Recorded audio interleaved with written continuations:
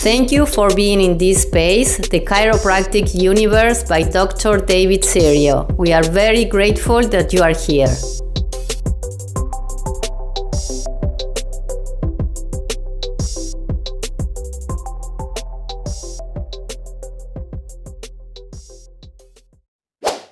Hi, everyone. Welcome to another edition of the Chiropractic Universe.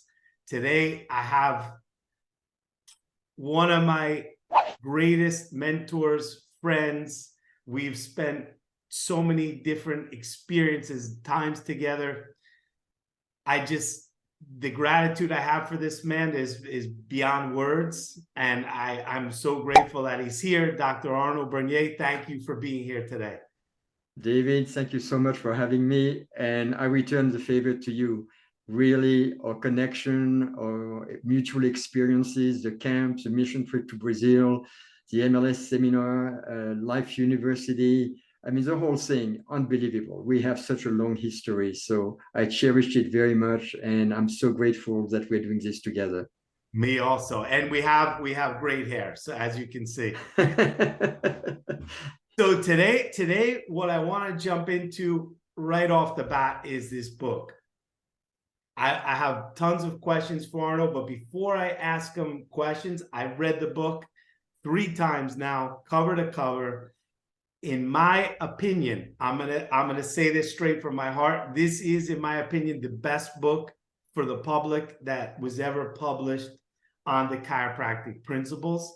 It weaves stories into the chiropractic principles in such a way that anyone from the public will be transformed. So thank you. This is amazing. My wife's reading it now. My friends are reading it now. I'm giving it out as gifts. This is spot on. So thank you. You're so welcome. I was stunned by the response of that book. I didn't expect it.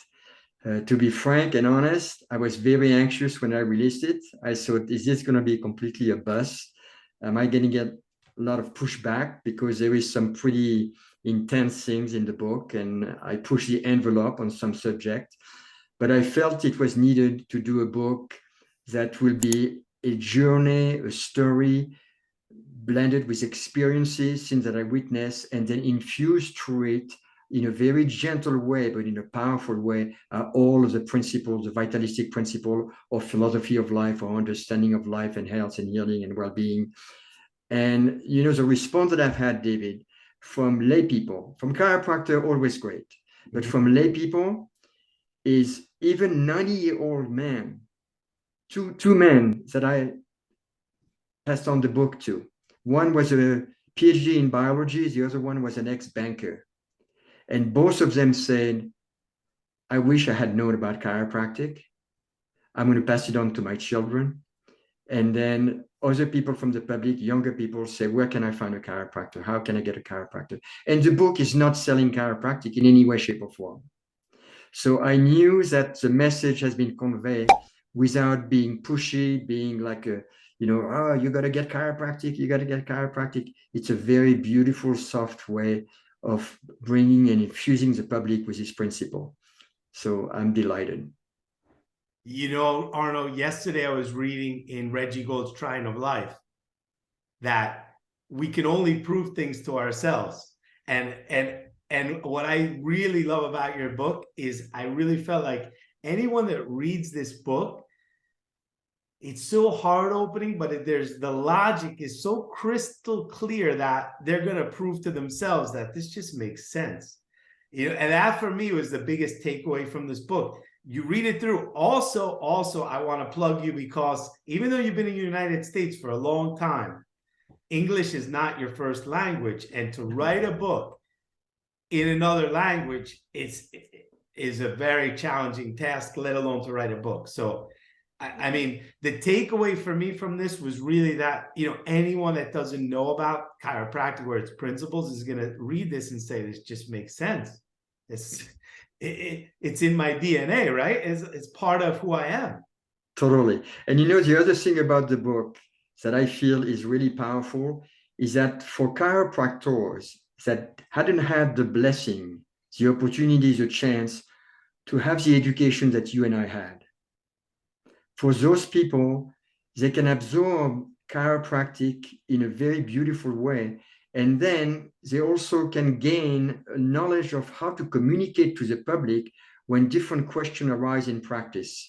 Because I found that a lot of chiropractors are kind of clueless on how to respond to people talking about their symptoms, talking about their health, talking about healing, talking about sickness and disease, talking about the birthing process, the dying process. They're clueless. And this will give them the meat, not to repeat what I said, but to gain a deep understanding so that they can have a way of communicating back to the public and answering those questions. I think this is almost like a guideline for most chiropractor in practice. And for the students, it's amazing. That's spot on. There's a lot of examples in there, a lot of good examples that you used. And also there's a chapter where you talk about different reasons that people have symptomology. And that gets you thinking in how, because Arno, I would like you to share this a little bit, a little side note on this. Tell us a little bit about, in your practice, you did talks, but they were all different. Kind of share that, because what I got from this book a lot was, a lot of this was probably taken from your practice besides your personal life. And so can you share that a little bit? Like, how can they take this info and put it in practice based on your experience? Absolutely. So in my practice, David, I did not give a lay lecture. I didn't want to sell chiropractic. I didn't want to teach chiropractic. What I wanted to do is share the building blocks of our chiropractic philosophy and the building blocks of all of the aspects that is chiropractic. Chiropractic is about life and health and things natural. So I gave talks on universal intelligence, 1 hour talk. I gave talks on the meaning of symptoms, 1 hour talk. I gave talks on the meaning of illness, 1 hour talk. I gave talks on what is the nature of healing and what is the distinction between healing, curing, and fixing. I gave talks on innate intelligence, on life force, on the triune of life, on the birthing process, on the dying process, on my ups and downs as a chiropractor in practice, my wins and my losses, on the miracle we never see, which is, we never talk about people that go through life pretty much with some fluctuation, but without ever having to take medication, going through life healthy. We don't consider those people like winners or giants or whatever. But if somebody recovers from cancer, suddenly it's a miracle. It's like, oh my God, this guy recovered from cancer, incredible. But what about the person that spends their entire life on a health path, taking care of themselves, being proactive, being conscious, being aware about how they live life? Those people deserve a recognition. So I gave a talk on the miracle we never see. Obviously, talks on subluxation, the power of the adjustment, the interconnectedness of all being and all life, so as to communicate that health is a communistic thing. It's not an individualistic thing. It belongs to the entire family, to the community, and we have to play a part in it. So by giving those talks on so many different topics, every 2 weeks, I would give a talk. But within those talks, at some point in the natural flow of the talks, I would give a mini lecture so that people that came to my office for the first time and sat through the talk would go, yeah, this is very interesting about universal intelligence. I never saw it from that perspective. I never saw the divine, God, the infinite from that perspective. But what does it have to do with chiropractic and me being here? So within the talk was a mini lecture that gives those people an understanding of the connection between universal intelligence, innate intelligence, the nervous system, subluxation, adjustment, and the expression of life in the body. So that was always part of the talks, but it was always in the flow and always spoken in a different way, because it's a different audience. Every time you have a different crowd. So you can't be repeating the same thing over and over and over. That become like, you're not dealing with people anymore. You're dealing with beer can or mechanical structure. So this is one thing that I really want to emphasize to the chiropractors that are vitalistic, is do not have a canned talk. Flow. interact with a person on a one-to-one basis in the now moment, in present time consciousness, in a very natural way, and convey your message. And that can only happen, in my view, once you have ingested, digested, absorbed chiropractic, and then being able to spit it back out through your own words, through your own linguistic, out from within yourself, not by repeating Reggie or Guy Rickman or Joe Felicia or David Serio or myself or James Zigafus or any of those people, not by repeating what they say, but by your own self-expression. That's when you have the power to communicate and to influence and impact people into making an appropriate decision. Hey, it makes sense. I get it. I want to take self-responsibility for myself, and I'm making the decision to start care. Very different than coercing people into receiving care, what I call the arm-twisting approach of many chiropractors, which is, in my way, or my way of expressing it, taking people from the medical jail into the chiropractic jail. A slightly bigger jail, maybe more comfortable, maybe some fresh air in there, but it's still a jail because it was not a self-made decision out of self-responsibility, out of understanding. And that to me is key. So that's what I did with the talks. And since we're talking about this, I want to convey one thing for the listener, is that when you do this, you create community in your practice. People feel they're part of a movement.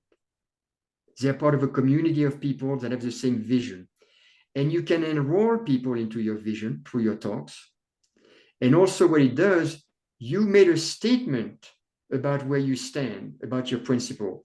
So now you have to live it in practice, which allows you basically to constantly slip and check, to zone in on that impeccable, thin red line to never cross, to always walk. So it does that, and then it allows you to practice almost in silence, because the vast majority of your people that go to the talks, that have come to the talks, understand why they're there. So there is no question anymore. So you're a lot more efficient. You can see a lot more people a lot faster. So on all ground, it's a tremendous, tremendous benefit. And I can attest to a couple of things here. There were a lot of people, a lot of students when I was at Sherman that came directly from your practice. And they would tell me, you would have to, Arno would do a talk every 2 weeks and there'd be standing room only. People would be standing outside.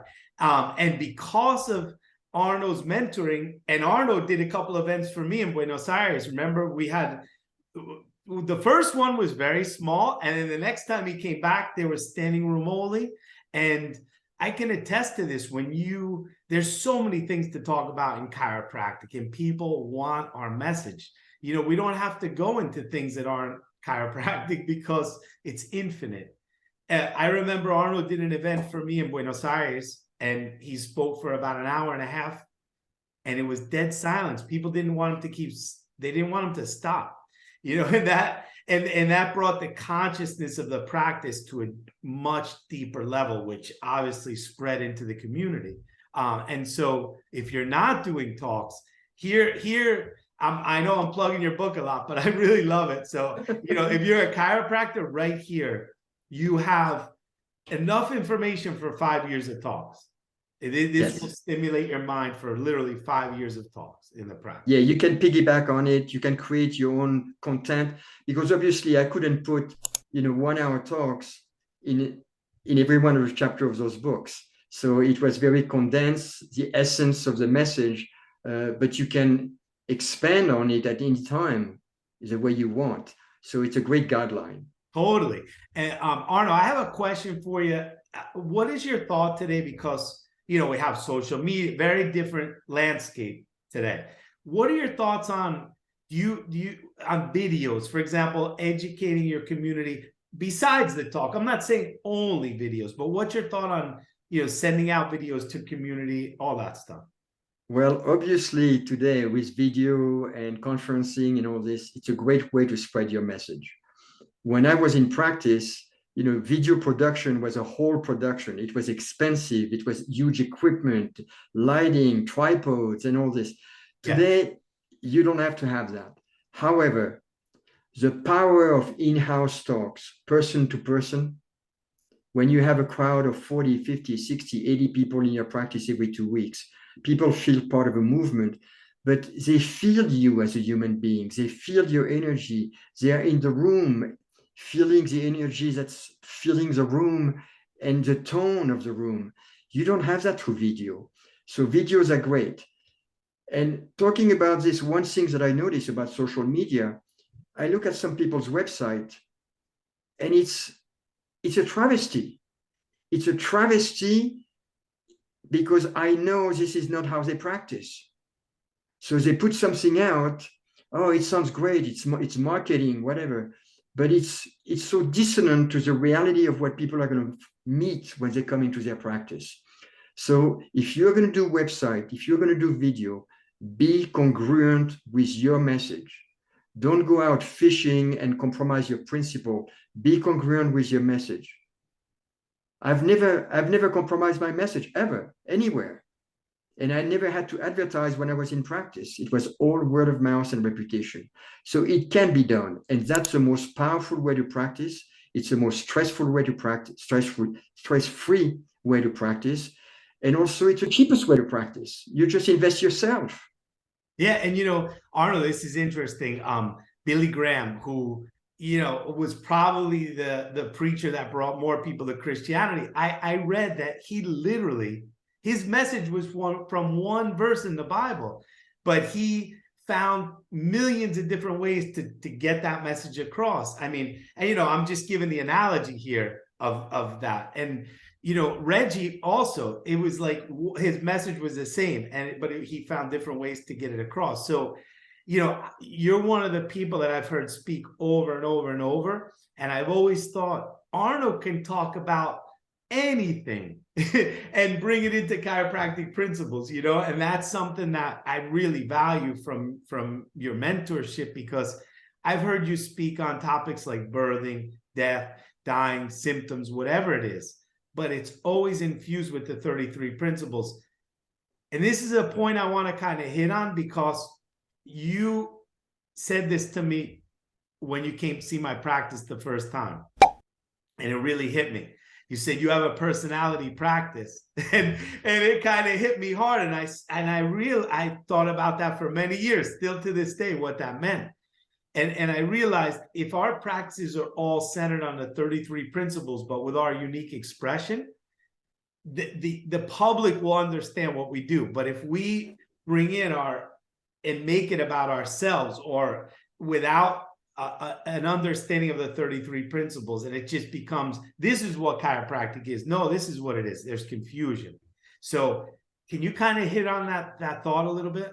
Well, I want to go back on something that you said earlier, that you can talk about anything and bring it back to chiropractic. And I remember at camp, we would do sometimes the exercise, here is an apple. Yeah. Okay. So you bite the apple, expansion, contraction, right? Expansion, contraction, you swallow, expansion, contraction, peristaltic movement, expansion, contraction, antrum of the stomach, expansion, contraction, and so on. So the principle of expansion and contraction is the very law of life that the Palmer uncovered, that as energy enters matter expands and contracts, because in an energy wave, there is a high and a low. So depending on which part of the wave enter matter expands and contracts.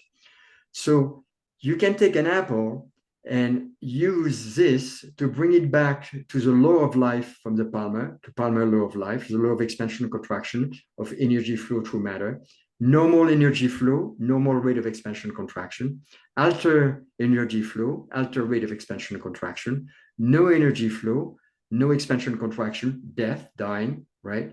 And then if from an altered rate of energy flow, you have a restored rate of energy flow, you have a restored rate of expansion and contraction, which means you have the restored life expression with the potential to heal in relationship to the principle of time and limitation of matter. Because if the energy flow has been altered for 60 years and you restore it in somebody, well, we don't know what's going to happen. We don't know what the outcome are going to be. So you can take an apple And then you can use it in a different way. You take a bite of an apple and then you ingest it and you digest it to create tissue cell in our body. But how does the process of digestion take place? How does the enzyme are being released in the stomach? Through the guidance of the brain via the central nervous system. If you have a clear nerve pathways, you have better digestion, better ingestion, better absorption. So you can take at anything you can mention anything, like a watch. Oh, here is my watch.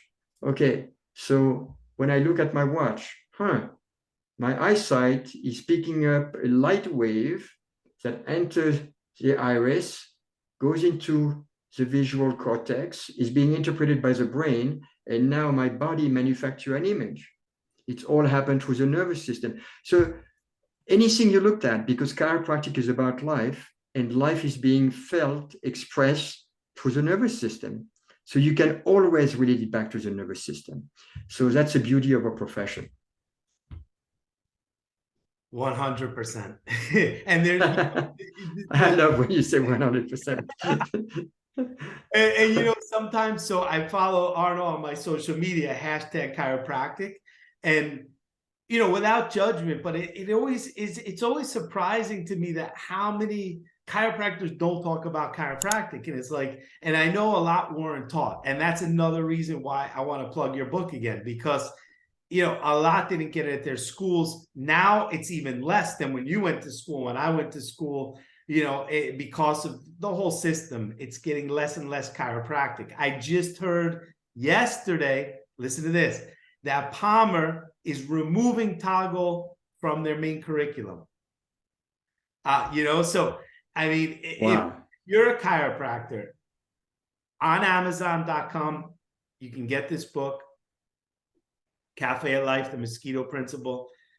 Share with your friends that are chiropractors, share with the public, because this will give you such a deep understanding. And, you know, I think like this, Arno, I know you think the same way, but in our DNA and our beings are life principles. And we're not really teaching people anything they don't know. I look at it like this.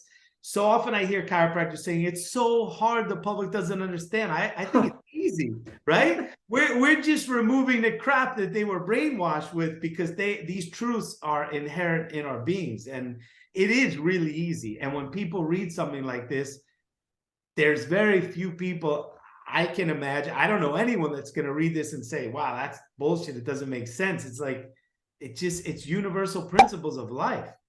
Correct.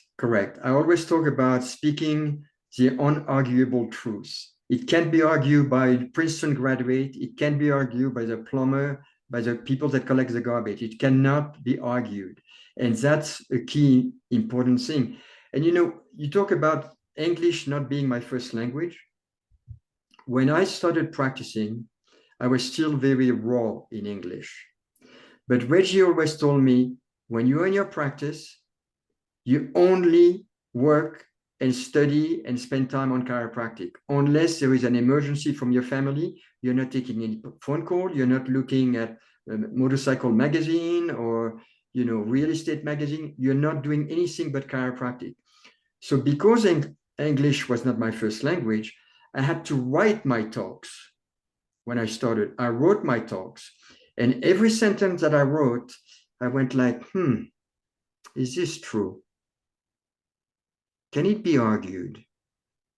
And I would revise a sentence. So I grew that way of communicating, that I could give those talks on all those different topics, and yet always make sure that it was an unarguable truth, something that I call the word that bursts the silence. Because when you really speak a truth, you're speaking words that will give birth to silence. And that is a very powerful way, but it demands diligence, it demands energy, it demands time to prepare this.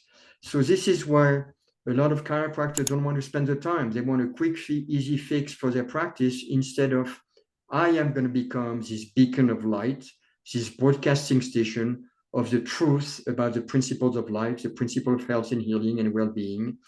So that is a journey that people have to be willing to undertake. And, one of the things about people like Arno's mentorship for me in my career, early in my career, I started off at Life College. And I remember the turning point for me is I was home for a 2-week break, and my mother said to me, I just listened to you for 2 weeks bash medicine, but what's chiropractic? And that was a turning point for me. And then I heard Arno, literally, I think 2 weeks after that, I had heard you speak at the GCC, and I realized at that point, like, we don't have to be against anything. When we No. principles, they're going to make their own decisions. And today you can find science for or against anything, so if we don't have life principles, today's science is tomorrow's garbage, and it's like we're just going to go back and forth all the time. So and again, that's why a book like this is so powerful for the public, because it gives them life principles of chiropractic to guide themselves in their own life.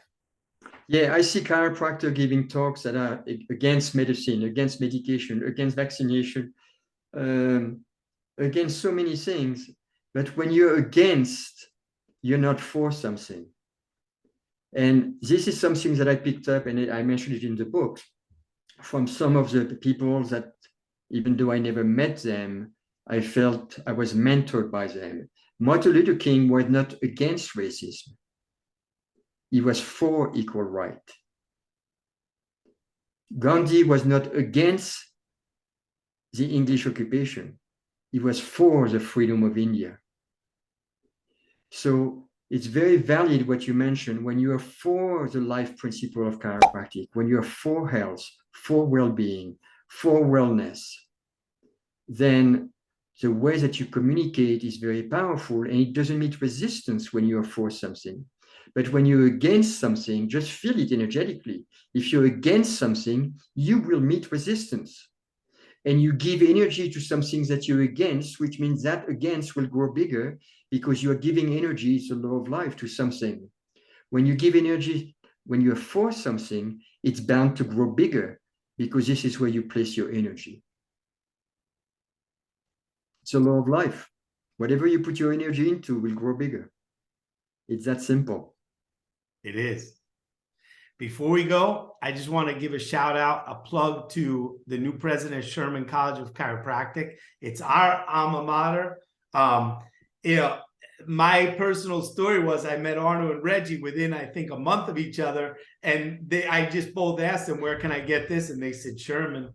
And I ended up at Sherman. And so it's our alma mater. And I personally just want to give a shout out to Jack Burla, the new president of Sherman College of Chiropractic. We were just there at Lyceum. Lyceum was amazing. Lyceum was amazing. Amazing. We're both so full of energy. It was so much connection, so much passion, so much fire, and yet so much principle. To be in the same room, we have Arno, Donnie, Tom Gilardi, Betty Gilardi, Bobby Dosher, and Christopher Kent, Simon Senzon, Liam Schubel, Danny Knowles. I mean, the list goes on and on. Edwin Cordero, the president of Sherman, it's David Koch. David Koch, yeah. It's just too many to mention, but it's incredible. So just want to give a shout out. Arno, we're going to leave you with the last word. Once again, before we go, Amazon.com, find his book. Arno, we leave you with the last word. Well, what I want to say, David, is that when we all cooperate rather than compete, things go a lot better. And a lot of chiropractors view competition everywhere. Oh, there is another chiropractor opening up.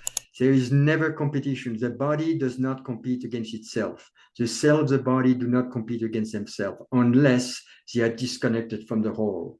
So if you can cooperate with every chiropractor, no matter how they practice, do not bash them, befriend them, love them up. They may not have had the same opportunities that you have had to really stumble into the beauty of our principle, and as a result, stumble into what I call a vocation rather than a profession, and end up practicing in what I call the endless vacation. Because when you practice from that place, it is just pure joy, fulfillment, and you reap for yourself inner and outer wealth. So if you haven't had that chance, or if you have people that haven't had that chance, just love them up and always cooperate with everyone, because the principle of cooperation rather than competition in chiropractic is aligned with life. Life does not compete with each other, it cooperates. All the species, the biome, the whole of nature interact with one another in a cooperative manner. So that's the way to do it. Words of wisdom. And it could be as simple as asking someone for their address and sending them a book. And that's it. That's the challenge to myself. I'm going to send one of these a month to someone that I know doesn't practice in our model. That's a challenge I made to myself. I'm going to challenge everyone else to do that. I'm just going to reach out to someone, ask them for their address, say, I have a gift for you, and I'm going to send them one of these. And that's it. Let it go from there. So that's my challenge. If you like this video, feel free to share it. Share with your friends. Get the book. Arno, thank you so much for your time, for your energy, for your love. Thank you. Thank you. Thank you. Thank you, David.